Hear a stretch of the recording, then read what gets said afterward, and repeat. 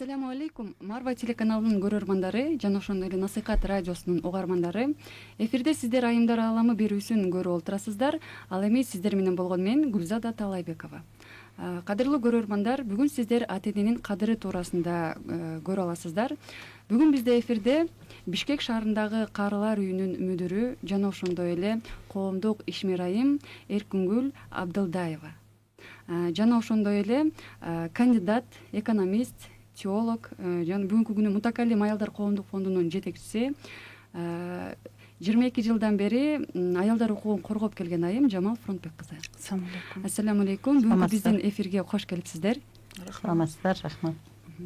Анда бүгүн маегибизди баштай берсек, негизи эле эң алгач ушул ата-эне биз үчүн ким? Эркингүл эже, ата-эне биз үчүн ким? Кандай деп ойлойсуз? Ата-эне биз үчүн ким деген суроо албетте аябай жакшы суроо, аябай терең суроо.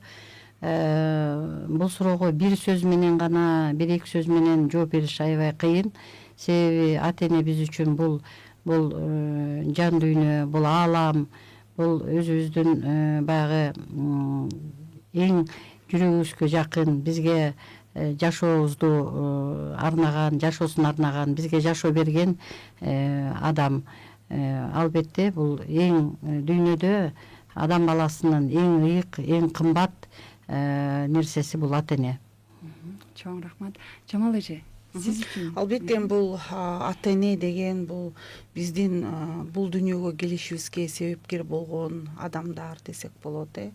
Ошол бул дүйнөгө келип бизге тарбия берген, бизди жашоого үйрөткөн, биздин жаратуучубузду үйрөткөн, деги эле ушул бизди баккан, чоңойткон, мээрим берген, ушул даражага жеткизген биздин ата-энебиз десек болот. Чоң рахмат. Ал эми ата-эненин орду канчалык деп ойлойсуздар? Эми мындай да, ата-эненин орду канчалык деген суроо дагы аябай мындай эң чоң көлөмдүү суроо деп койсок болот. Албетте эң маанилүү адам бул жашоонун эмеде, адам жашоосунда бул ата-эне. Албетте ата-эненин орду эң негизги биринчи орунда турган нерсе, орду аябай чоң. Адам төрөлгөндөн баштап анын акыркы дүйнөсүнө чейин бул ата-энесинин берген тарбиясы, ата-энесинин көрсөткөн мисалдары, берген таалими менен жашайт адам. Ошон үчүн албетте адамдын жашоо турмушунда ата-эненин баягы даже көзү өтүп кеткенден кийин да ошону эстеп, ошону үйрөткөнүн айтып, ошонун көрсөткөнүн кылып, адам карганга чейин бала, адамзат өзүнүн көзү өткөнгө чейин баягы ата-энеден алган тарбия таалим менен ошонун баягы салып берген жолу менен өтүп, анан ошо дүйнө менен коштошконго чейин ата-эненин тарбиясы мааниси аябай зор. Чоң рахмат. Эми негизи эле ошол пайгамбарыбыздан хадис бар, ошол Абу Дарда айтып атат да, ошол бейишке кирүүнүн бир эшиги бул ата-эне дейт да. Эгерде сен жакшылык табам десең, ата-энеңе жакшы мамиле кыл. Эгерде бир кыйынчылыкка кабыл болом десең, ошол ата-энеңен сен ал бир мамилени көрөсүң дейт. Дагы бир пайгамбарыбыздан хадис бар, пайгамбарыбыз айткан, эгерде бул дүйнөдө сажда кыла турган болсо, мен ошол адамдарды ата-энесине сажда кылдырмакмын дейт да. Демек бул ошол ата-эненин ордунун өтө бийиктиги, аларды сыйлап урматтаганга. Дагы бир хадисибиз бар, бейиш эненин таманын астында дейбиз. Ушул хадисте дагы ошол эненин кандай кадыр баркы, ошол ата-энебиз ошол 9 ай көтөрүп, бизди төрөп, энебиз чоңойтуп, мунун баары бир чоң эмгек да. Ошол себептен ошол ата-эненин орду ошол сажда кылдырат элем деген дагы бул өтө бир бийик, чоң бир орду да. Анан пайгамбарыбыздын бир хадиси бар. Ошол эгерде силердин ата-энеңиздер карыганда атаңарбы, энеңерби силердин көзүңөрдүн алдында болсо, аларга уф деп дагы айтпагыла дейт да. Аларды биз көпчүлүк учурда зекип, жаман көрүп, жаман сөздү айтабыз. Жок, пайгамбарыбыз айтып атат, аларга уф деп да айтпагыла, жакшы сөздөрдү айткыла. Бул ошол Исра сүрөсүндө бир аят келип атат да. Демек ошол ата-энеге бир өзгөчө бир жакшы мамиле кылууда Анан дагы бир хадиси бар пайгамбарыбыздан. Ошол хадисте айтып атат да, эгерде сиздер ошол ата энеңиздерге жакшы мамиле кыла турган болсоңуздар, ошол хадисте дагы бизге ачык, айкын айтып кеткен жери бар. Бул жерде ошол хадисте айтып атат да, силер билесиңерби, эң чоң күнөө кайсы деп. Ошондо сахабалар айтып атат, я Расулулла, айтып бер бизге дегенде, ошондо пайгамбарыбыз айтып атат да, биринчи эң чоң күнөө бул бут барастарга ибадат кылуу, экинчи ошол сиздердин экинчи күнөө болсо ошо ата энени сыйлоо болот деп атат да. Демек ошол бут барастарга сыйынуу менен ата энесин сыйлабай койгон адамдар ошол бул эң бир динде чоң күнөөлөргө багынат экен. Ошол себептен мен биздин окуучуларга кайрылып кетер элем, ата энебиздин көзү тирүү кезинде сыйлап, урматтап алалы. Булардын орду өтө чоң.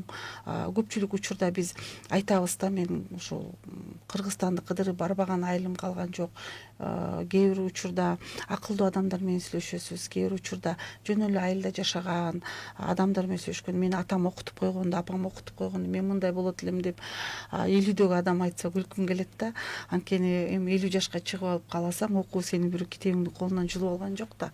Ошондой бир жөн эле бир нааразычылык, өздөрүнүн жашоодо жетишпей калган бир нерселерин, ата энесин күнөөлөгүбүз келет да.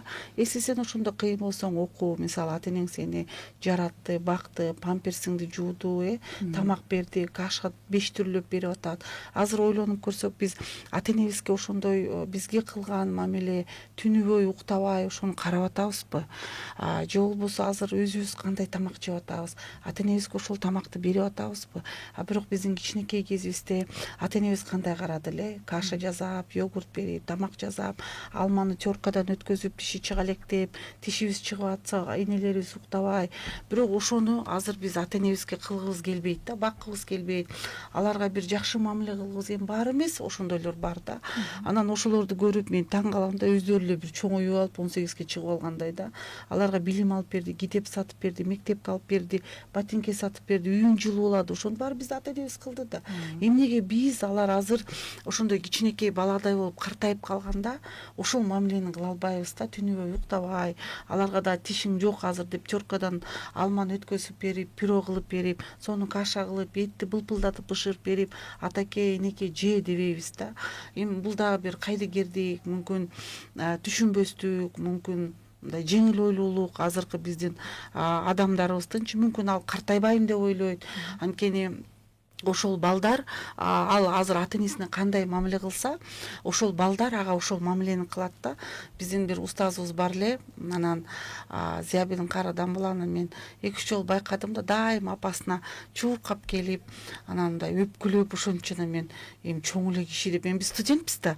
Анан аябай таң калып, карачым дейм, ушинтип эле далдактайбы деп, мындай өзүмчө уялгансып. Анан кийин дамбала байкады окшойт мен мындай уялганымды. Анан сабакка келгенде айтты да, Жамике, мен муну атайын кылам, менин балдарым көрсүн дейм, мен апама кандай эркелейм, кандай апамды жакшы көрөм депчи. Анан демек биз ошол балдарыбызга үлгү болушубуз керек экен да. Азыр эгерде алардан жакшы бир мамилени кааласак да, эгерде биз эми баардык амалдар ниетке байланыштуу да, ниетибиз жакшы болсо ал кайрылат да. Эми жашоо бул бумеранг. Анан сен дайым эле жамандык кыла берсең, сага элдин баары жакшылык кыла бербейт. Анан дайым жакшылык кыла берсең, ал жамандык кылып атып чарчап, анан бир күнү уялып, ал да жакшылык кылып баштайт да. Бул жашоо. Ошон үчүн биз ошол ата энебизге ошончолук бизге жакшылык кылган. Анан мен көпчүлүк азыр жаштарды көрөм да, капа болом. Эми азыр биздин курак кыз узатып той берип атышат да баары эле. Анан ошол куданын башында ата энеси отурбайт. Андан көрө бир шефин ичип келет, же бир депутат досун ичип келет. Мен капа болом да, эмнеге ушул жерде ак жоолугун салынып апасы тепейип отурбайт, атасы отурбайт. Ну что, ал айылда болсо биз баасы эле айылдыкпыз. Андан уялып кереги жок да, ал биздин ата энебиз да. Анан ошол кем чонтой болуп атабыз да көпчүлүк учурдачы. Ошо ата энебиздин баркына жетпей, ошол апабыз бизди кички кезибизде сен шымыңа сиесиң деп конок алып барбай койчу эмес да, мисалы да, жанында алып жүрүп уктатып ошондой бир күндөрдү өткөздү. Ооруп калса күнү түнү жаныбызда жүрдү. Мисалы жаңы турмушка чыгып атканда балдарыбызды багып берди ата энебиз. Мунун баары алардын салымы да, бирок эмнегедир эле бир жакшы жетишкендик болсо биз унутуп калып атабыз да. Баарыбыз эмес, көпчүлүгүбүз да. Мен ошого кайрылып кетким келет да, ошол депутаттарды сыйлабай, ошол чоңуңду, шефиңди сыйла, бирок өзүнчө бир столго, бирок төрүбүздүн мындай бир мындай көркү болгон бул биздин ата энебиз болуш керек да. Ал күйөөң жактанбы, өзүң жактанбы, бирок ошол ата энелер ошол жерде отуруш керек. Анан биз аларды ойлойм сыйлап алышыбыз керек да. Анткени алар канча жашайт, ким билет, Кудай билет да. Бирок ошол бир дарбазасы ошол ата эне болуп аткандан кийин ар бир мусулман бул дүйнөгө келгенде мен кайра бейишке кетсем деп жашайбыз да. Демек ошол бейишке кетердин бирден бир себепкери биздин ата энелерибиз болуп атканда, биз демек ошолорго жакшы мамиле кылышыбыз керек да. Кылбасак демек биз бул чоң күнөө болуп атса мусулманчылыктан да чыгып кетишибиз да мүмкүн болуп атпайбы? Жамал сиңдимдин айткандарына аябай толугу менен кошулам. Себеби деген ушундай жакшы маанилүү хадистерден мисал келтирип айтты. Анан ушу кыргыздарда сөз бар да, балам балалуу болгондо билесиз деп. Ошондо балким өзүнүн баласынан мээрим көрбөй, өзүнүн баласынан сый көрбөй калган адамдар балким аттиң айдеп анан кийин ошондой өзүнүн катасын кетирет болуш керек. Мына мисалы үчүн мен баягы өзүмдүн кесибим, өзүм иштеген жерим боюнча ошо ата энени баалабагандык мисалдарды түз көрүп аткан, ошолор менен аралашып иштеп аткан адам катары жооп бергим келет да. Эми мына бизде бүгүнкү күндө карылар үйүндө 215ден ашуун жаран жашайт. Ошонун бир 40тайы бул ата эне эмес. Себеби бизде жанаң улгайган жана ден соолугуна мүмкүнчүлүгү чектелген адамдар жашайт. Жаштар бар, 18 жашка чейин алар балдар үйүндө багылса, 18 жаштан кийин ал инвалидтер, лоозлар бизге келишет. Демек алар ата эне боло электер бар. Кандайдыр бир себептен ата эне болбой калгандар бар. Калгандын баары 170дей адам, 180дей адам булар ата эне. Булар бирөөнүн атасы, энеси. Анан эми карабайсыздарбы, эмне себептен келет? Эмне себептен ушун үчүн баягы балдардын колунан чай ичпей, балдардын төрүндө отурбай карганда, же болбосо каза болуп калганда ошо балдарынан бир уч топурак буйрбай, биз өзүбүз өкмөттүн эсебинен өзүбүз жашырган күндөр көп болуп атпайбы? Аз эмес.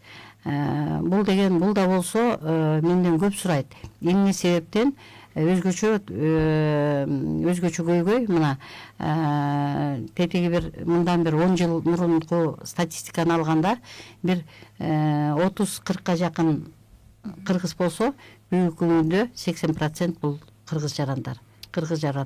Эмне болду эл менен? Кандай жолго түштү биздин кыргыздар, биздин балдар, биздин жаштар деп суроо бергим келет да. Анан эми мындай алганда албетте жалпы эле ушул мына жакында 30 жыл болот биздин эгемендүүлүк алып өзүбүзчө баягы багытта жашап келатканыбыз. Ошонун ичинде албетте баягы экономикалык, социалдык деңгээл түшүп кеткен соң сырткы жана ички миграция деген нерселер пайда болду.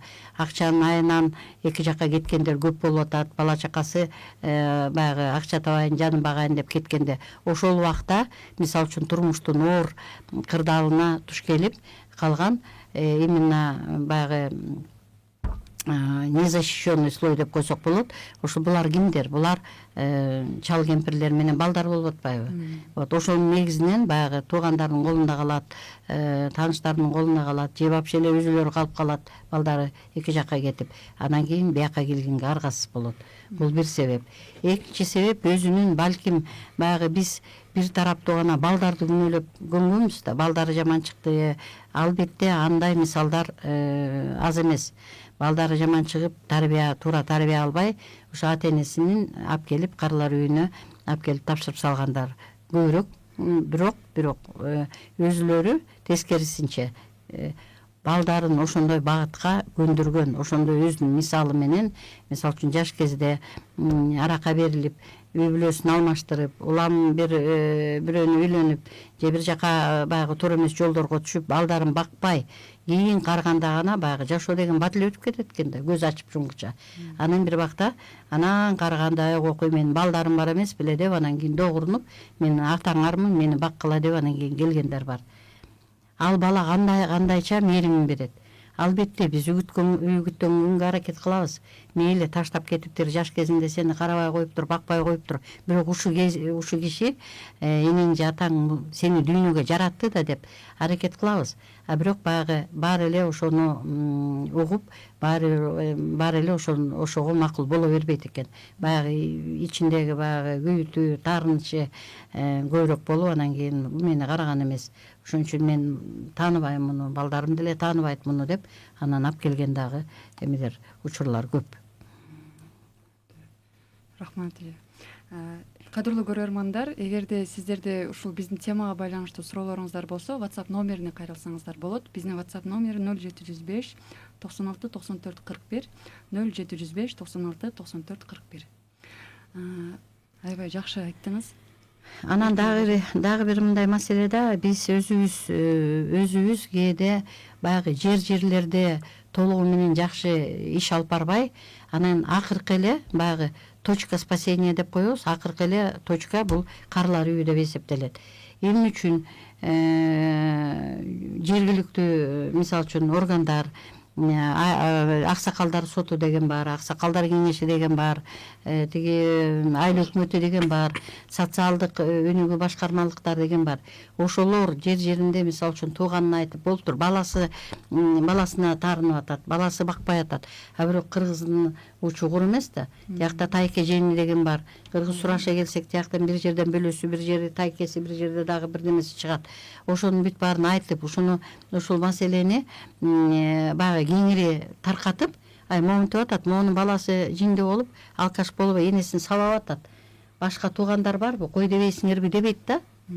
Ошону эмнегедир наоборот жашырып, жабышып, эметип, койгула эптеп баласынан куткарыш үчүн бул кемпирди, мына Сокулуктан бир кемпир келген. Азыр раматтылык каза болуп калды.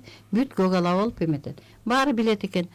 Эми ошол алкаш баласын тарбиялабай, ошого чара көрбөй, кемпирди кандай кылып куткарыш керек мындан? Карлар үйүнө алып келип тапшырыш керек деп. Кийин анан билип отурабыз.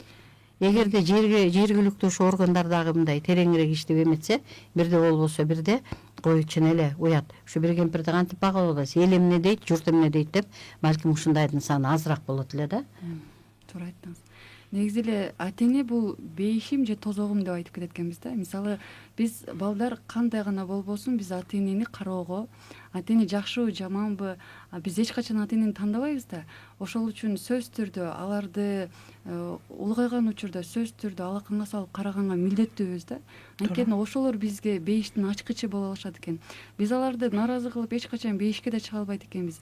Негизинде эле ошону биз түшүнгөнгө аракет кылышыбыз керек экен да. Азыр мисалы пайгамбарыбыз саллаллаху алейхи вассаламдын да бир хадисинде бар экен, бир киши апасын 7 жолу ошо хажыга алып барып, анан тегеренгенде 7 жолу тегеренгенде табап кылганда көтөрүп өйдөсүнө көтөрүп алып, анан мен апамдын ак сүтүн актадымбы деп сурайт экен. Ошондо айтат экен, сен апаңдын бир толгоосун да актаган жоксуң депчи. Ата-энеге биз канча кызмат кылсак да, биз ата-энебиздин ак сүтүн, ак эмгегин эч качан актай албайт экенбиз да. Ал эми ушул ата-энеге биз дагы кандай кызмат кылышыбыз керек? Негизи эле ата-эне баласынан эмнени күтөт? Ушул боюнча да айтып кетсеңиз. Эми албетте мен ойлойм, ар бир адам балалуу болгондо ушул балам ыймандуу болсун, илимдүү болсун. Эми карыганда ким билсин кандай карыйбыз, бул Кудайдын колундагы нерсе да. Бирөө алжыйт, бирөө иштейт, бирөө кетип баратып инфаркт болуп калат, бирөө 90го чыгат, бирөө болсо 60-ында каза болот дегенде, эми бул баары Кудайдын кудуретинде. Бирок ар бир ата-эне, ар бир адамдан жакшы мамилени күтөт да. Ал адам ошол жакшы мамилени, сыйды, анан ошол карыган сайын психологияны деле окусак ошол ата энелер кичинекей баладай болуп калат экен да. Ошондуктан аларга көп мамиле, көп жакшы нерселерди кылышыбыз керек. Алар албетте баласын сыйлаганын, анын жакшылыгын көргөнгө, тойлоруна барганга, ар бир коногунда төргө отургусу келет экен ата энелердинчи. Анан мындай бир жаңы көйнөк алып берип койсок, эми алар деле кереги жок эле дей берет ата энечи. Ой, жок, ай толтура, мага эчтекенин кереги жок. 6 шкаф кийимим бар дейт. Бирок алып берсең сүйүнөт да. Ошон үчүн биз өзүбүзгө кийим алып атканда, өзүбүз тамак ичип атканда, ата энебиз дайыма ойлошубуз керек. Ушул кийимди ата энем кийип атабы, ушул тамакты ичип атабы? Анткени бул жерде ошол Алла Тааланын ыраазычылыгын табуу, пайгамбар саллаллаху алейхи ва саллям айтып атат да. Бул ата эненин ыраазычылыгын табуу деп атат да. Алла Тааланы ачуулантуу бул ата энени ачуулантуу дейт да. Демек биз өзүбүздү чын эле мусулманмы деп эсептесек, биз ошондон коркушубуз керек да. Албетте биз ошол ата энебизге кандай мамиле кылабыз дегенде, ошол райым канатыңды жайып, аларды эркелетип, аларга жакшы сүйлөө деп ошол Исра сүрөсүндө бизге аятта айтылып атат да. Демек биз ошол ата энелерге бир жакшы мамиле кылышыбыз керек. Албетте диндегилер, динди түшүнгөндөглөр, мындай акыл эси толук адамдар, мен ойлойм, ата энесине жакшы мамиле кылат. Бирок эми биздин коомчулукта ар кандай эле бар да, мына эжеке айткандай, наркоманы бар, алкашы бар, ошол коомдай бир адамдык сыпатынан алыстап кеткендер бар, зөөкүрлөр бар, энеси күчүгү сабап аткандар бар, атасын уруп аткандар бар. Бул жок эмес. Бул көп коомчулукта. Бирок биз эмнегедир эле ушул коомчулукта аябай кайдыгербиз да. Бул меники эмес, менин ишим эмес деген көп болуп атат да. Биз ошон үчүн коомчулук мүмкүн оңолбой атабыз. Мисалы ошол кемпирдиле эжеке айтып бергендей, бүт баары билет да, ошонун сабап атканын баласы, алкаш экенин, азыр барып сабаарын, ал кыйкырып ыйлап атканын эмнеге кошуналар укпайт? Баары угат. Жөн эле уккусу келбейт. Телефонун же телевизордун громкостьке коюп коет. Бечара деп эртесин барып кемпирге жакшы элеспи деп коет. Бүттү да. Бирок анын тууган уругу бар, анын байкелери бар. Мисалы да жээндери бар. Мен билбейм да, кошуна деле мындай кыргызды касып көрсөңүз 7 адам бир тууган болобуз да. Эмнеге ошону биз мындай ошо кемпирге жардам берип коет? Мүмкүн эртең менин карылыгым ошондой болот дебейбиз. Же болбосо эле ошол эле чалды, мен бир жолу маршруткада баратсам, бир аксакалды баласы улам ныкып сабап атат да. Анан бир эркек унчуккан жок маршруткадачы. Мен айттым, эмне кылып атасыз аны десем, аксакал ыйлабыйт да, бул азыр үйгө барып мени сабайт деп. Анан мен эмнеге алып баратасыз деп ошол жерден кийлигишип милицияга чалып, өзүмчө эле ага кийлигишип алдым да. Баласы аябай жаман көрдү. Бирок аксакал ыйлап атат да. Баласы ичет экен, үйүнө алып барып таап келип сабайт экен, чал качат экен.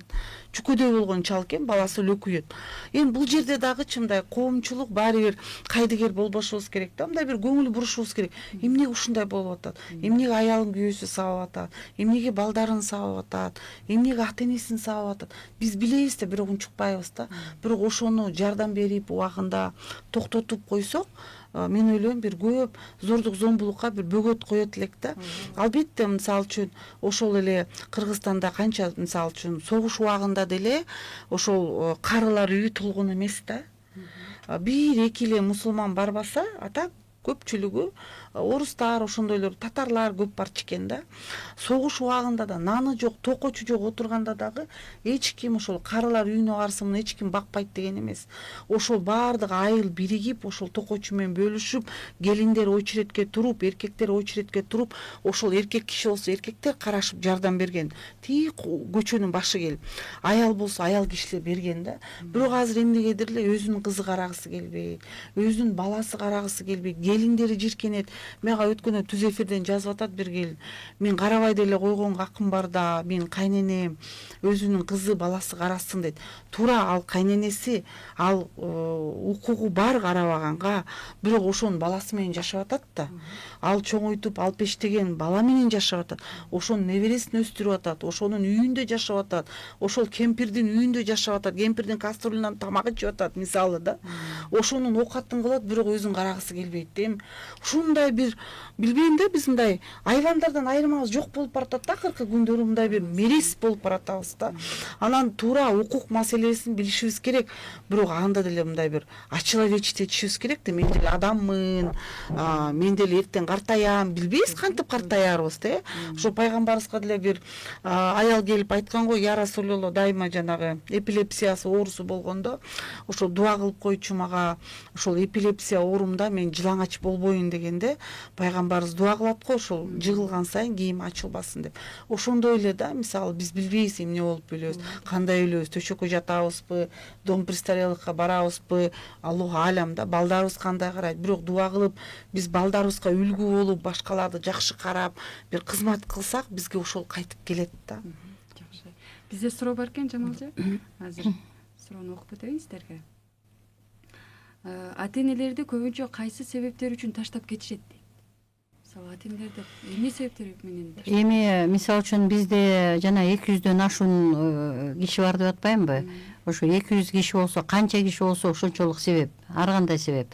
Көпчүлүк учурда албетте баягы балдары, жакындары карабай койгон үчүн келишет. Кээ бир учурларда ал дагы аз эмес, андай учурлар баягы өзлөрү баягы туура эмес багытта турмушун алып барып, баягы жаштык кезде туура эмес жолдор менен өткөрүп, балдарын жакшы карабай, жакындарына жакшы мамиле кылбай, же иштебей, анан кийин ошондой таптакыр оокат кыла албай калып келишет.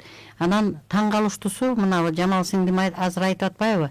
Эмнеге биз өзүбүз ичип кийип атып, ата энем кийип атабы, өзүбүз жеп атып, ушул тамакты жеп атабы деп ойлошубуз керек деп. Албетте, жакшы тарбия көргөн бала ата энесинен эмнени көрсө, кандай мээрим көрсө, ошонун баарын берет. А бирок мээрим көрбөй калгандар ошондой мерез болуп калат турбайбы, тилекке каршы. Бирок мээрим көрүп беле үй жайын таштап, кемпирге, ашкага үй жайын таштап, коро жайын, малын баарын таштап туруп келгенден кийин биздин тургундардын баары пенсия алышат. Көпчүлүгү пенсия алышат. Пенсиянын где-то 30%-ндей тиги соцфонд кемитип кармап калат да, калганын бүт баарын почточу келип алып келип колдоруна берет. Анан эми таң калыштуусу, ишенесиздерби? Таң калыштуусу пенсия алган күндөрү бир 2-3 күн болот, атайын балдары келет. Ошондо баягы бир ай келбеген балдары пайда болот, кыздары пайда болот, туугандары пайда болот, небереси пайда болот. Ошо балдарын көрүш үчүн ошо пенсияга келер бекен, ошо мага келер бекен деп, бул кандайдыр бир ырчак болуп калган да биздин кемпирлерге. Ошо пенсиясын келип алып кетет.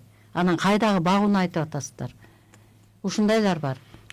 Бул биз жакта могу социалдык өзүбүздүн политикабыз дагы кандайдыр бир эми туура эмес деп да айта албайм, бирок ушу өзгөртүүгө зарылчылыгы бар нерселер бар да. Ошону өзүбүз дагы мындай мамлекеттин деңгээлинде ошо политиканы кичине башкачараак карап, анан кийин мыйзамдарга дагы кандайдыр бир өзгөртүү киргизиш керек да, киргизиш керек. Мисалы үчүн, жана үй бүлө кодекси деген закон бар, Жамал сен билесиң аны. Ошонун 96-беренесинде айтылган. Эгерде ата энеси ишке жарабаса, иштей албаса, аны иштей турган дени кардысоо баласы багууга укуктуу деген. Эгер бакпаса, алимент кестириш керек деп. Бирок ошондой мисалдарда алиментке бербейсиңерби, бакпай койду, силерди бияка тапшырып салды десе, уялат. Баягы кыргыздын курунамызы, коку эл эмне дейт, баягы баласын сотко берди деп айтат, мээричи Кудай жеткизсин деп ошентет. Баягы баласы кеткенден кийин ошо Кудай мени ушинтип салды деп наалыйт, антет минтет, анан баягы балдары неберели келгенде берер ашын таппай чуркашат, астынан чыга калып. Жада калса баягы бизге спонсорлорго дарап келет, белек бек чабып келет, өзүбүз баягы конфет, байпак носкилерди таратса, ошону өзү жебей, былчыйтып жаздыгын астына жабыштыра катышып, носкилери өзүлөрү кийбей, матрасын астына катышып туруп, балдары келсе, ошону берсем экен. Кандай кылып жагалдансам ошолорго, кандай кылып ошолорго эметсем, болбосо келбей калойт деген рычагды пайдаланышат байкуштар. Бизде дагы бир суроо бар экен. Карылар үйүндө канча пайызы кыргыздар дейт? Жылдан жылга ата энесин таштагандар көбөйүп жатабы же тескерисинчеби? Дагы бир жолу айтып койсоң. Мен бул жолу бул жөнүндө уже айткам, дагы бир жолу кайталап коеюн. 215 кишинин ичинен 80% бул мусулмандар, анын ичинен где-то 70-70%дай бул кыргыздар деп мындай смело айтса болот да. Айтып атпайбы, жылдан жылга эмнегедир ушул пайыз көбөйүп келатат, саны көбөйүп келатат.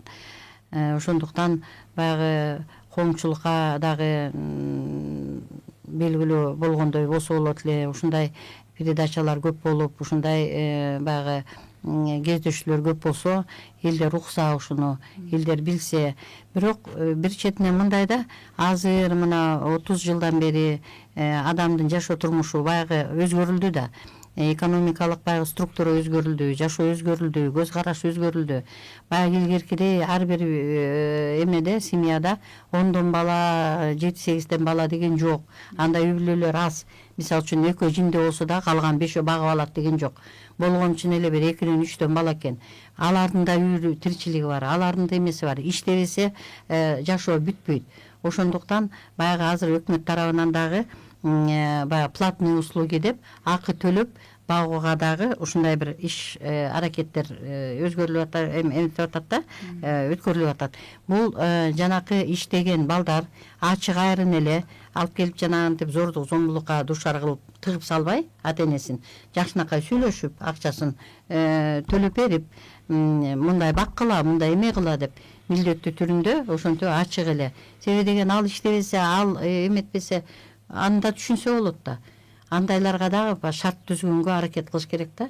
Болтур ал иштебей отурат, тиги иштебей отурат. Анын тиричилигин ким эметет? Анда ал чалды дагы, ал баласын дагы, аялын дагы бирөө дагы 3-4 дагы бир жаран келип багыш керек да. Андай болбой атпайбы? То есть мындай туура көз караш менен эметиш керек да, буга дагы туура подход кылыш керек. Албетте жанагынтип үйүн тартып алып, анан зордук зомбулук кылып, алып келип туруп күчкө салып алып келип, же алдап келип алып келип тыгып салгандар дагы бар. Албетте бул абдан терс көрүнүш. Бирок ошондой болбош үчүн кандайдыр башка жагын дагы биз караш керек. Бир тараптуу эле ошо балдары жаман, балдары акмак деп эле эмете бербей, ошолордун эмесин терең анализдеп, терең баягы көз караш менен талдап туруп анан кийин ошондой иш алып барыш керек деп ойлойм да. Аябай жакшы. Бирок мен буга бир кошумча кылып койгум келип атат да. Мисалы биз карылар деп кимди түшүнөбүз Кыргызстанда, пенсияга чыккандардын баарын биз карылар дейбиз да. Бирок ошол пенсияга чыгып атканда дагы, мисалы дүйнөнү карап көрсөк, аябай көп волонтерский иштерди кылат экен да, пенсияда жашагандар. Мисалы ошол эле карылар үйгө же болбосо бир садиктерге барып, өздөрүнүн иштерин кылып жардам бергиси келет экен. Демек биз ошол карыларга дагы бир ушундай бир шарттарды түзүп беришибиз керек да. Мисалы алар волонтер болбосо дагы какой-то сооплата алыш үчүн. Ошонун арасында бухгалтерлери бар, мисалы арасында колунан өнөрү төгүлгөн адамдар бар, ошолордун баарына кылып бир кичинекей бир мини маркетология кылып, аларга бир бизнес кылганды үйрөтүшүбүз керек да. Ошол эле отуруп, мисалы баланы кантип багыш керек, какой-то бир каналдарды ачып берип, биз алардын мүмкүнчүлүгүн өстүрүшүбүз керек. Анткени азыр ошол картайды десе эле ал колу буту иштебей эле төшөккө жатып калгандар көп болсо бир 2% да. Бирок көпчүлүгү колу буту басат, иштейт, бирөө айылда жашайт, багбан кылат. Аларга бир шарт түзүп берип, аларга акчасын экономить эткенди, карточкага салганды, өзүн караганды, үнөмдөгөндү биз үйрөтүшүбүз керек да. Азыр эжеке айткандай, алар көпчүлүк учурда картайганда албетте балдарын катып, балдардын акчасын бергиси келет. Карылар үйүндө болобу, өзүнүн үйүндө болобу, бул ошондой процесс да. Кошунасына мактангысы келет, менин балдарым келип атат. Бирок кантип келтирип атат, ал уже чал кемпирдин иши да, вопрос. Эми бул жерде дагы ошолорго бир мүмкүнчүлүк түзүп беришибиз керек да. Баары эле ошол акыркы точка ошол карылар үйгө барыш эмес, ошол жака аз келтирүү. Анан ошол карылар үйүндө деле биз аларды болду, карылар үйүнө бардыңар, түрмөгө түштүңөр эмес да. Азыр эжеке айтып берет, көп иштерди кылып атыптыр да. Мисалы зарубежде ошол эле садиктеги балдар менен жолугуштуруп, мисалы үчүн ловызыларга алып барып көргөзүп, мына каардың Кудайга шүгүр сонун жашооң болуптур. Эгерде ошондой болуп калсаң кантет эле мисалы да, же болбосо бир азыр Кыргызстанда бизде бизнесмендер өтө көп жардам берем деген, ошону бир жакшы бир бизнес проект кылып көтөрүп, ар бир кафеле мисалы үчүн бир айда бир бекер тамак берип коелу, 200 адам эмне бул. Ифтарда эле ооз ачуу кылып атпайбызбы 10 000 кишиге деле. Ошондой нерселерди, кийим кечесин алып берип, муну жөн эле муну мүмкүн да карылар үйү эмес, какой-то бир соц проект кылып туруп, ошол карылардан мамлекетке пайда түшө турган иждивенец эмес.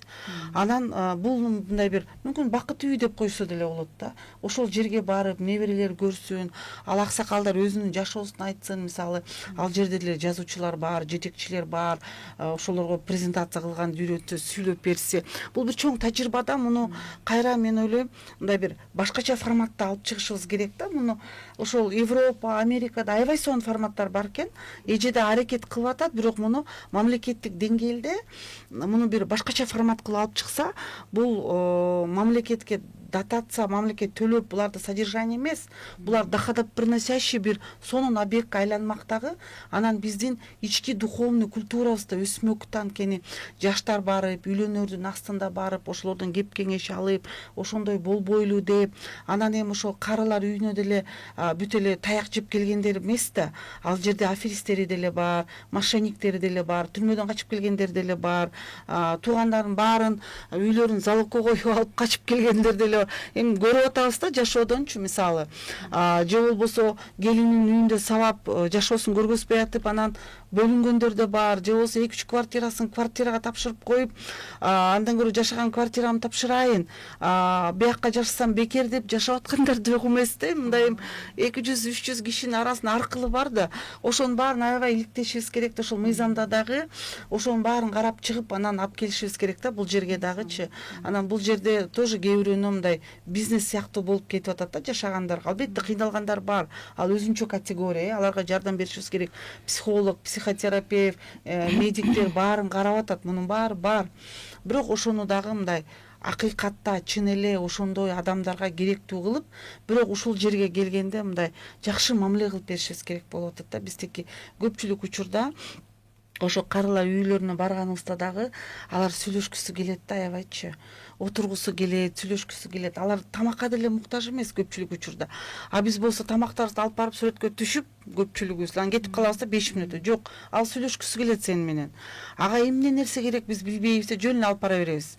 Отуруп, сүйлөшүп, чын эле эмне керек да. Мен ойлойм, буларды бир жакшы бир соцпроект кылып алып чыгыш керек да. Анан ошондо ар бирөөнүн жашоосун көргөзсөк, мүмкүн бирөө ошол аксакалды үйүнө алып алгысы келет, же бир апанын үйүнө алып алгысы келет. Менин үйүмдө жашаңыз, төрүмдүн бейиши болуңуз, сооптабайын, өзүм апам болгон жок деп, же өзүм атам болгон жок депчи.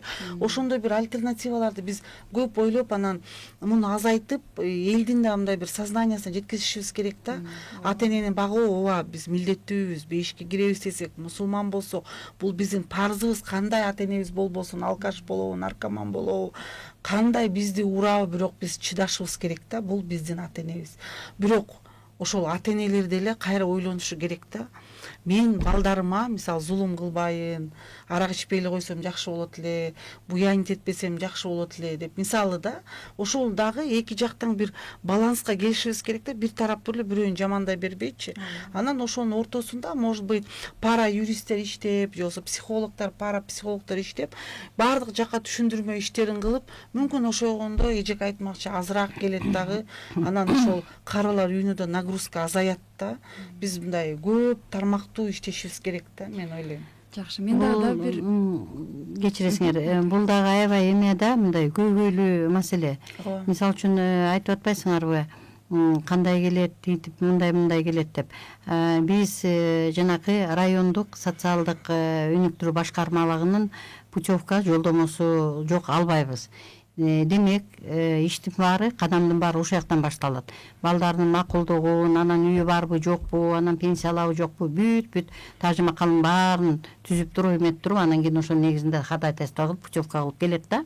Вот. Бир аз пайыз элдер эле жанакы бомждор деп коет, больницага түшүп, буту колун кестирип, анан бара турган, чыгара турган жер калбай калганда, анан кийин бизге алып келишет.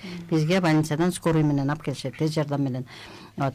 Жанакы эметип аткан абдан туура Жамал айтып атат. Мен да кошулат элем. Ар тармактуу буларды алаксытыш керек деп. Албетте булар бекер отуруп калганда эле жанагынтип же пенсиясын күтөт, же балдарын күтөт, терезени карап депрессия болбош үчүн.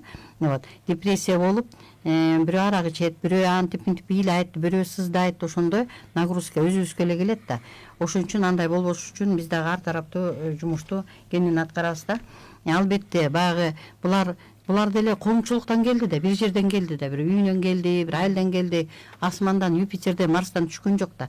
Ошол эле оокатты кылган, сурайбыз эмнеге жөндөм бар, кол өнөрчүлүк бар, курак курагандар бар, машинка сатып бергенбиз.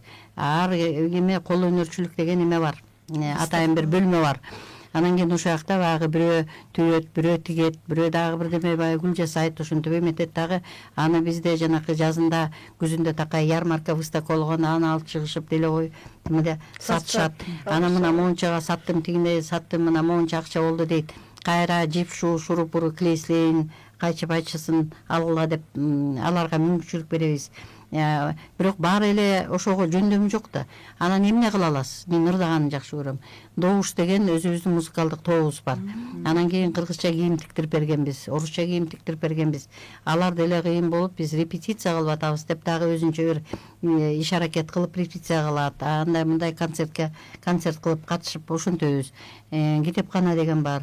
Анан эң болбой калганда эки жакка алып барабыз. Мына жакында айтып атпаймынбы? Гавайяга алып барып келдик, көлгө алып барып келдик. Ошо 8 мартка карата биздин үлкөн тиги премьер-министри Улукбек Марипов келип кетти эле.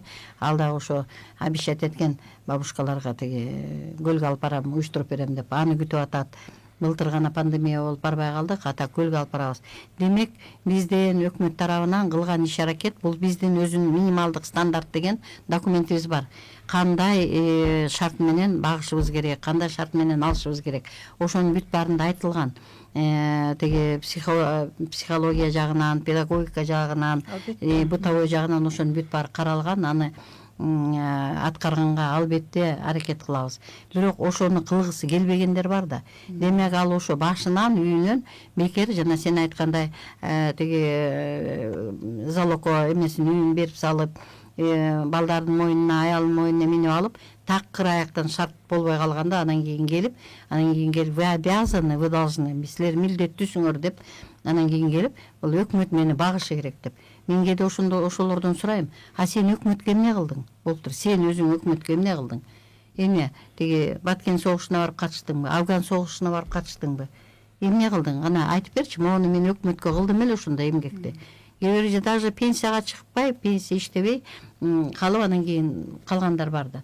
Албетте, жана союз таркаганда жумуш ордулары жок калып, баягы талада калып, иштебей калгандар бар. Бирок аракет кылып эле, ошол эле багбанчылык кылып, дагы бир аракет кылгандар эме бар да, болот эле да. Жок, значит, демек, балдары ага милдеттүү, өкмөт ага милдеттүү, дагы бир коомчулук ага милдеттүү, өзү эчтеке кылбаш керек. Андайлар да аз эмес. Вот ошолор менен союз убагында тунеядис деп, анда иштебегендердин бүт аркасынан түшүп алып, милиция менен алып барып тунеядис деп эме жазалачу да. Азыр андай жок болуп атпайбы. Ошон үчүн тиги Жамал аябай туура айтып атат. Жанакындай ар кандай проект, социалдык проекттер менен ошолорду мындай көбүрөөк камтып, ишке эметип, бизде мисалы үчүн стандарт боюнча аларды жумушка алышыбыз, ала алабыз жумушка. Только жарым күнгө, жарым ставка менен алабыз. Эгерде медициналык противопоказаниясы жок болсо. Кароочу болуп иштегендер бар бизде. Бирөө багбанчы, бак сугарат, эметет. Кичине баягы кухняда картошка ачыгандарга жарагандар бар албетте. Мындай караганда күнөө бир тараптуу эмес, күнөө ар тараптуу болот. Албетте. Эң башкысы мен дагы токтогум келип отурат. Бизде ислам дининде атенин кадыр-баркы ушунчалык жогору да, жогору бааланган. Азыр мисалы сиз айтып атасыз, 80% кыргыз жарандар деп атасыз. Мисалы карлар үйүнө алып келгендер. Бул жерден карап отурганда бизде мисалы интеллигенттүү, ошол эле окуган, билимдүү балдар деле ата-энесин таштап кетип атат да. Эми мен ойлоп атам да, балким бул жерде дагы бир бизде жетишпеген нерсе бул ислам дининин жетишсиздиги. Биз мусулман деген атыбыз болгону менен, бирок ошол мусулман ислам дининде эмнелер камтылган? ата энеге болгон урмат, сый, кызмат кандай болуш керек? Пайгамбарыбыз саллаллаху алейхи вассалам эмне деп айткан? Биз ошол нерсеге мындай толугураак маани берип, окуп, билип, ошону көз жүгүрткөндө ата эненин кадыр баркын түшүнсөк керек деп ойлоп атам да. Мисалы бизде ушул жетишпеген нерсе дагы чоң көйгөйдү жаратып келатат деп ойлоп атам. Эми бул жердечи ошол каралар үйүнө алып барып беришлекчи бул динден кабары жок адам эмес да. Мында жөнөкөй эле адам өзүн эгерде адаммын деп эсептесе, ал ата энесине аяка алып барбаш керек да. Анткени ал ата энеси бул жашоого алып келди аны. Тарбиялады, бакты. Ал 18ге чыкканга чейин кийинти ичинти 18 жыл аны бакты. Мынча айтмакчычы. Эмнеге ал ата энесин 18 жыл бакпайт? Это жөн эле жашоонун бир бумерангы да. Анан бул жерде албетте эми дин бул анын өйдө жагында турган, эми ал адамга берилбептир, бул не дано ему, да, это понять. А бирок хотя бы адам катары делечи коюп мен ата энем деш керек да. Бирок биз мүмкүн бул мындай бир союз убагындабы, мисалы Өзбекстанда же башка мамлекеттерде ошол карыларды чыгарып биз эми гумандуубуз да, чыгарган болбойт, уят дейбиз да, анын укугу дейбиз. Бирок ошонун кайсы баласы бар? Мисалы да бакпай аткан. Мүмкүн ага ошол алимент кестирип бериш керек ошол кары кишигечи. Анткени 18 жыл бакты да балдарын. А эмнеге төлөп бербейт азыр балдары? Мисалы ошонун мен вот азыр ошолор изилдөө жасаса бир 60%-ын балдар жашынакай жерде иштейт. Келиндер иштейт. Сону машина минип келет. Кычырап машиналар минип келет. Эмнеге ошол ата энесине ай сайын бир 10 000 сом бербейт, 5 000 сом? Өтө көйгөйлүү маселе. Анан тойго алып барса кыргыздар бир жылкыдан кошобуз, $100 кошобуз, жаңы көйнөк кийебиз, жаңы макияж жасайбыз, каблук туфля кийебиз. Кечке ошо тойдо жүрөбүз кыйынсын, алтындар тагынап. Эмнеге ата энебизге бербейбиз ошону? Эмнеге ата энебизге ошол бир күндүк тойдун акчасын берсек, ал ошо карылар үйүнө келбейт болчу? Өзүнүн үйүндө жашайт болчу? Эмнеге ошол ата энебизден бизди 18 жаш чоңойткон үйү, берген билимин биз жокко чыгарабыз да, өзүбүздүн акылсыздыгыбыздан. Ал бизге берди да ошол уялбастан анын үйүндө жашайбыз. Аны кубалап тияка тапшырганбыз. Анан келип пенсиясын келип акмалайбыз. Анан мейли өзүбүз барбайбыз, делебойбуз, калп эле небересин жиберип коюп алдырабыз. Эми это же оюн болуп атат да, акылы элдин баары со стороны түшүнүп эле атат анычы. Бизде суроолор бар экен.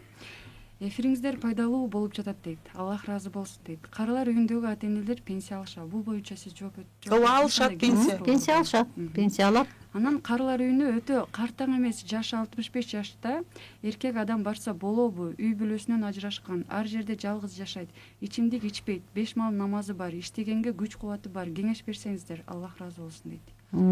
Албетте ошондой именно карылар үйүнө келүүгө мажбур болгон адам болсо албетте алабыз. Бирок сиздер баягы ошол адам, ошол жаран кайсы районго карайт? Ошол райондук социалдык өнүгүү башкармалыгына барып, ошол жерден башташ керек да ишин. Ошол жерден документтерди топтоп, анан ким бизге жолдомо берет? Ошол жерге кайрылсаңыздар, кайсы район болсо.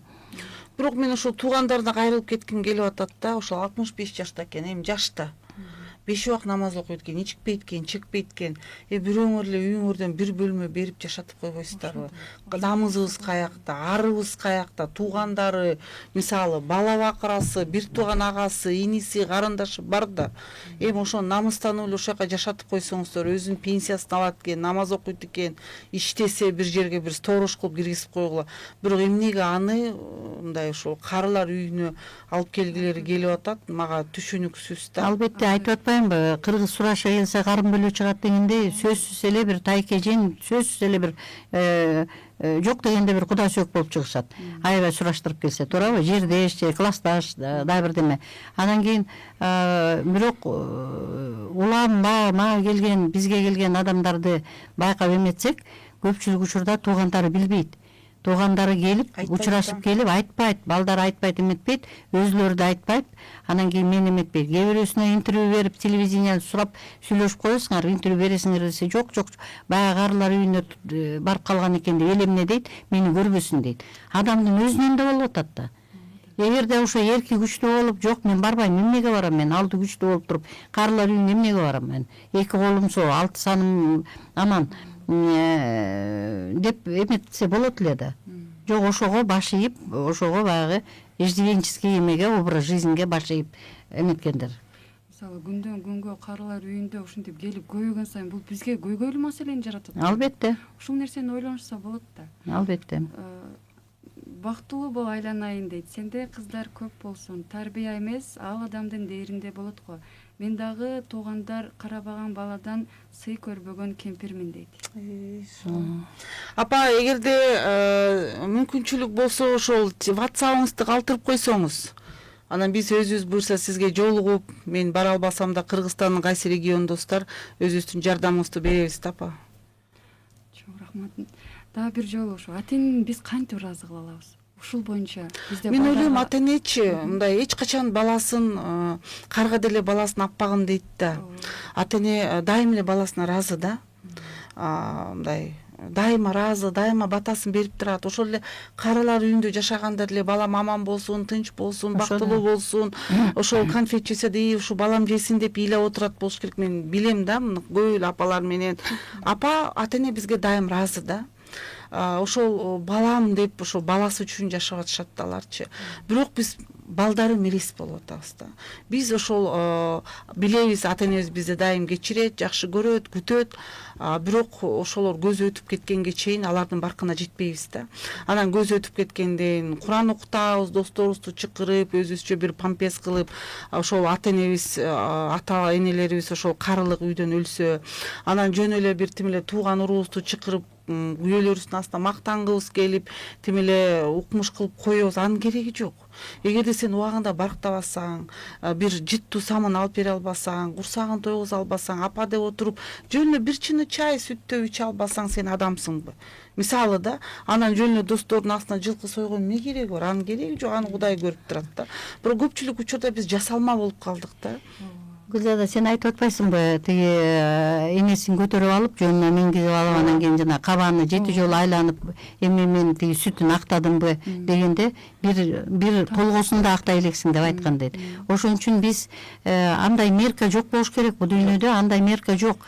Ата-энени кандай кылганда, эмне кылганда ыраазы кылабыз деген мерка болбойт бул эмедечи. Ата-эне дайыма ыраазы, себеби мен ошону баягы түздөн түз көрүп атпаймынбы, айтып атпаймынбы, нааразы болуп ошентип турат да, келгенде берерин эмнесин берерди, тараткан былчыйып калган конфетти жебей, жаздыгын астына монтип былчыят эметкенде ошону дагы алып, тиги баласы жебейм, ой, муну эмнесин берип атасың десе эле болбой аркасынан ала чуркагандар бар.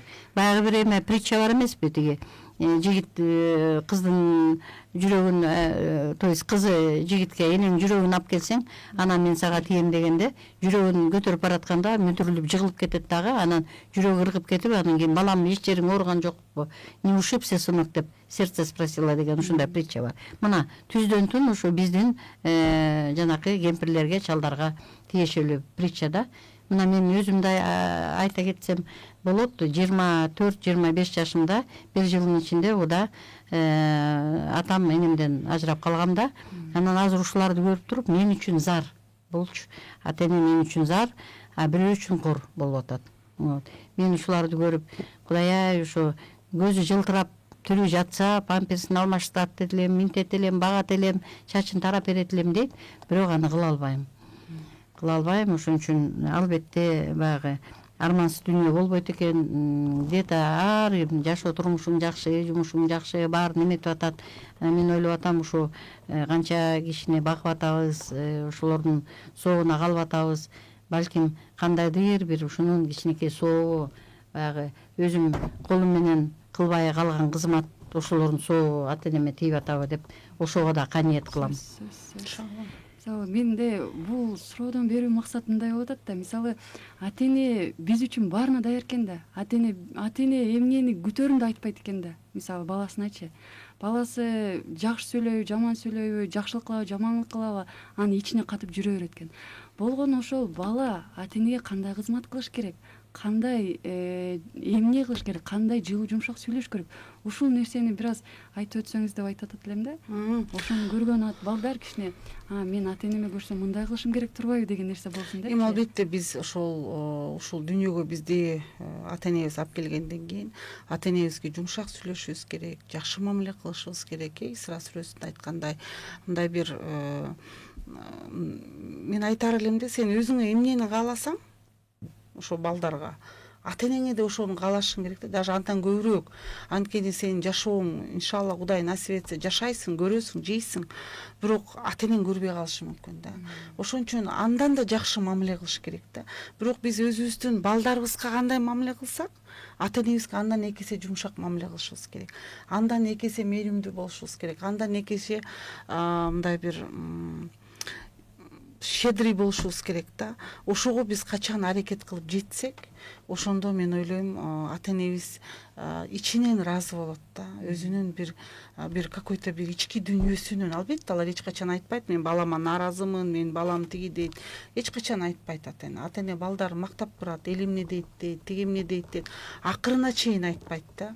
Бирок такыр болбой калганда гана анан кошуналары кийлигишип бул маселени чечип келмейинче ата эне эч качан айтпайт, балдарына сөз тийгизгиси келбейт. Бирок ушул жерден биз балдар ойлонушубуз керек да. Биз ата энебизге эмне кылып атабыз, эмне кыла алдык, эмне себептен, анткени ошол эле, анткени эртең сенин балдарыңан көрөсүң, небереңен ошону көрөсүң. Сен ошол нерсени кылдың да, бул жашоо кайтуучу нерсе да. Эч качан ал эмес мүйзү бар менен мүйзү жок кочкор урушса ага мүйүз кылып кыяматта кайткандай эле бул нерсенин баары кайтат бул дүйнөдөн да. Эч шашылбаш керек, эчтекең артык эмес. Атаң кандай картайса сен да ошондой картаясың. Ошон үчүн ошого биз көрүп, Кудай мага ошону бербе, мен жакшыраак болоюн дегенге бир эмгек кылыш керек да. Мындай деп кайрылып кетет элем. Баягы биздин азыркы жашоо турмушубуз аябай скоростной болуп атпайбы? Жетишпей атабыз. Мына телефон деле бар, автомат деле бар. Ошон үчүн баягы баары бир эле күндөр, убакыт бат-бат өтүп кетип атат. Кандай өткөнүн билбей калып атабыз. Көпчүлүгү балким ата энесин жаман көргөндөн эмес, балким колум бошобойт, жакшы көрөм, атама барышым керек эле, апама минтип кылышым керек эле деп оюнда, жүрөгүндө бар. Бирок ошого могул жумушту бүтүрүп коеюн, анан барам. Могуну эме жазып коеюн, анан барам деп эметет. Ошолорго да жетишпейт. Анан кийин ошолорго мен кайрылып кетет элем, тездеш керек, шашыш керек. Себеби деген кырсык менен ажал бул каш кабактын ортосунда бат эле болуп кетет. Бат эле кандай болуп кап деп аттиңай деп калбаш үчүн жаштар, негизи эле жалпы жарандар, ата энеси барлар шашкыла, тездегиле бүт жумуштун баарын калтырса болот. Жазылбай калган статья эртең жазылат. Албетте зарыл жумуштар болот, албетте. Бирок бул ата энеге кылган кызмат биринчи очередте коюш керек да. Тезирээк барып чалып, жок дегенде телефон деген бар, жайын сурап кандайсың деп койсоң, жакшы турдуңбу деп койсоң, бул дагы көңүл, бул дагы эме тезилиш керек.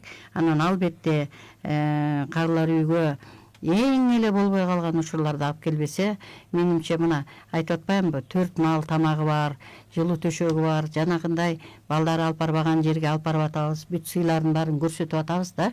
Бирок менимче ошо биздин ата апаларга бизде жаркыраган жакшы имаратка караганда үйүнө, небересинин жанында жаман кара алачыгы балким ага артык. Чоң рахмат, Алла ыраазы болсун. Ушуну менен биздин эфирибиз дагы аяктап баратат. Азыр ушул көрөрмандарга өзүңүздөрдүн акыл насаатыңыздарды, каалоолоруңуздарды айтып өтсөңүздөр, Албетте, эми баягы Кудайым берген жашоо турмушубузда жакшынакай соопчулук иштерди көбүрөөк жасап, биринчи очередь ата энени сыйлап, баягы беш эненин таманында дейт, бул аябай терең маанилүү сөздөр, жөнөкөй сөз эмес. Ошон үчүн энени, атаны сыйлап, ошол эле сый урмат эртең эле сага келет. Балам балалуу болгондо билесиң дейт. Баягы дагы кичинекей мындай притча бар. Жыгачтан аяк жасап, анан кийин муну эмнеге жасап атасың десе, силердин карлыгыңарга даярдап атам деп, баягы чоң атасына ошондой жыгач аяктан берген тамакты көрүп туруп эметет деген дагы бир притча бар. Ушундайлар көп азыр мисалдар. Анан кийин ошон үчүн ошо тиричиликте ата энени, улууну сыйлап, ыймандуу болуп, инсаптуу болуп эметсек, менимче ошо коомчулугу өнүгөт болуш керек. Чоң рахмат. Жаңы эже. Мен бардык ошол мусулмандарга кайрылып кетким келет да, ошол пайгамбар саллаллаху алейхи вассалам айткандай, ошол эки чоң күнөөнү билесиңерби деп сахабаларга кайрылганда, пайгамбарыбызга ооба айтып бериңизчи дегенде, ошол биринчиси бул бут бараска сыйынуу дейбиз, экинчиси ошол ата энени сыйлабоо. Бул бир чоң күнөөлөргө кирип атат да. Ошон үчүн келиңиздер, биз ата энелерибизди сыйлап, алардын батасын алып, аларга бир кызмат кылганга Аллахым мүмкүнчүлүк берсин бизге. Баарыбыз ошол ата энелерибиздин аркасы менен бейишке киргенге насип этсин демекчимин. Чоң рахмат. Алла ыраазы болсун. Эне бейиш эненин таманын астында дегендей, дайыма бейиштин ачкычы үчүн биз күрөшөлү. Чоң рахмат келип бергениңиздер үчүн. Аллахым ыраазы болсун. Ушуну менен бизге бөлүнгөн убакыт дагы соңуна келип жетти. Келерки көрсөтүүбүзгө чейин ассаламу алейкум ва рахматуллахи ва баракатух.